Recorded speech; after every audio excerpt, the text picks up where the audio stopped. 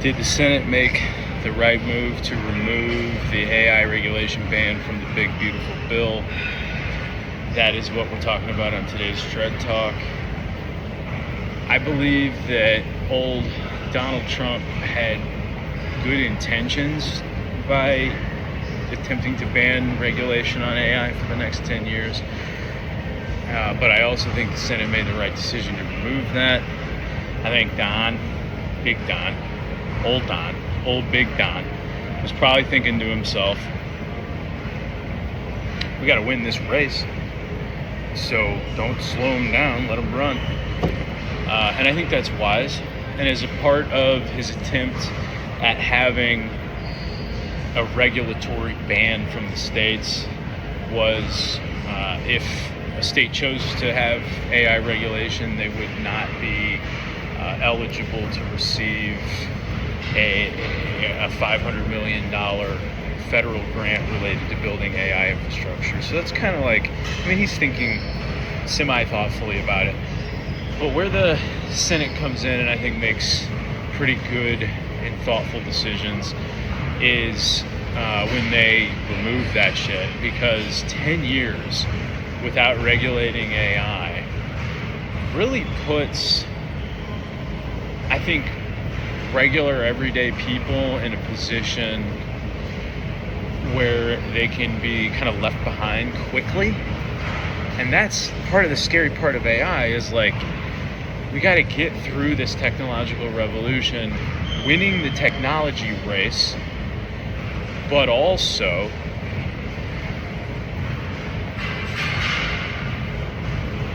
taking care of our people so that once we've won the race, we have people to be a part of things. And when you're looking at a technology that has potential to change industries dramatically, when you're looking at a technology that has potential to change financial distribution dramatically, when you're looking at a technology that has potential to destroy a bunch of shit and go chaotic, when you're looking at a technology that it's like exponentially growing and will continue to do so, it just seems wise that each state can deal with what's happening within it in the way that the specific people that live in that state feel that it needs to be dealt with. And the reason that is because people in Miami, Florida have a different economy with different jobs, different strengths, different types of people than a place like West Virginia that has different jobs, different economy, and you're literally dealing with different demographics of people that want different things, which is why they live in different places. Now,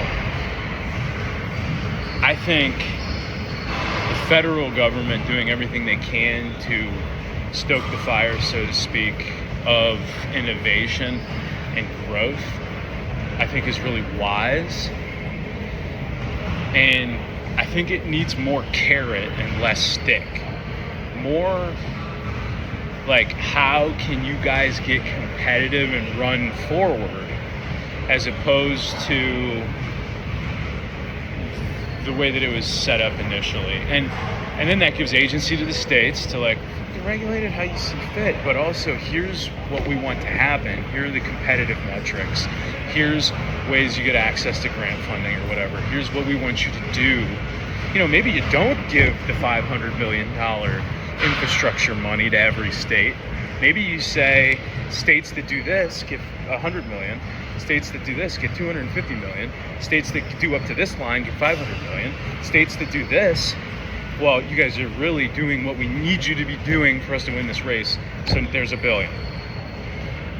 I think that type of incentivization is I think, more valuable, because then you have a city or a state taking advantage of what's possible, showing everybody else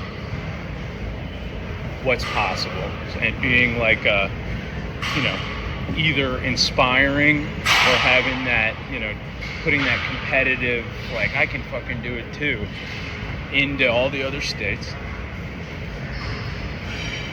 Having some roadmap of like, oh wow, they're really running forward. There's some of the things we could do.